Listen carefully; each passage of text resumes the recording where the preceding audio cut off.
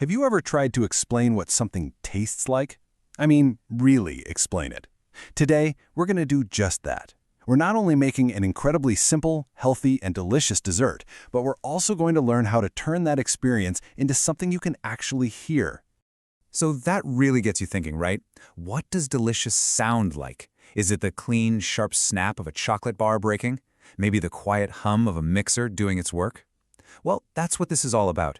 This isn't just a recipe. It's about becoming a storyteller for the senses, using our words to paint a picture of flavor, texture, and smell. All right, let's dive right in. Our first section is a treat for the senses. And that's our whole goal here, to go way beyond just listing steps. We're going to use our words to build a complete world of flavor, making this dessert something anyone can appreciate, whether they can see what we're doing or not. So, as we go, I'm not just going to tell you what to do, I'm going to show you how you can describe it. Think of it like a cooking show and a creative workshop all rolled into one amazing package. Let's get to it. Okay, on to our main characters. Every great story has them, right? And for this recipe, we only have 3. But each one is absolutely key, not just for how this thing tastes, but for the story we're trying to tell. So here they are. Our stars are dark chocolate, a couple of ripe bananas, and some peanut butter. Seriously, that's it. And what's just incredible is how these 3 simple things come together to create such a rich, complex dessert, and all without any extra sugar or flour or dairy. First up, the soul of our dessert. 200 grams of dark chocolate, and you really want to go for at least 70% cocoa. This is not your super sweet milk chocolate. This is the foundation. It's deep, a little bitter, and just intensely chocolatey. It's the grown-up in the room. Next, 2 very ripe bananas. And you see those little brown spots? That's not a bad thing. That's pure gold. It means they're super sweet, so we don't need to add any sugar at all. They're also what's going to give us that incredible creamy texture. And to round it all out, 1 tablespoon of peanut butter. This little addition brings in some healthy fats, a bit of protein, and that smooth, nutty flavor that just works so well with dark chocolate. It's kind of the secret handshake of the recipe. Okay, time to make some magic happen. We're about to see our very first big transformation, turning these solid ingredients into a beautiful, silky, flowing mixture. First things first, we gently melt the chocolate. So, how would we describe this? Well, you could start with the sound, that sharp snap as you break the bar.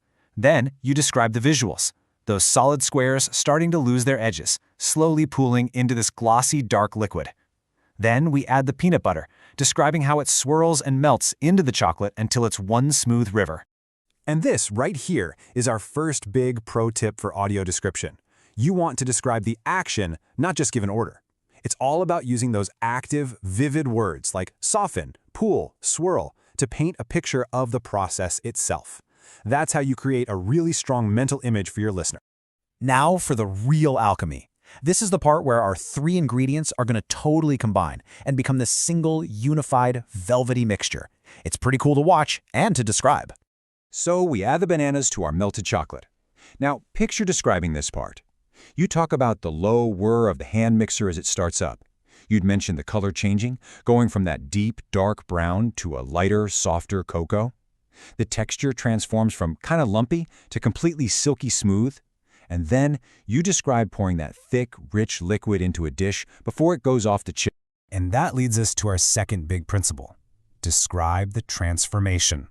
You're basically the listener's eyes and ears here, so you explain all those little changes, the sounds, the colors, the textures as they're happening.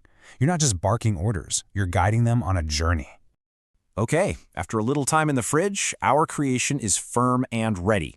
This is the moment we've been waiting for, where we finally get to taste the story we've been building this whole time.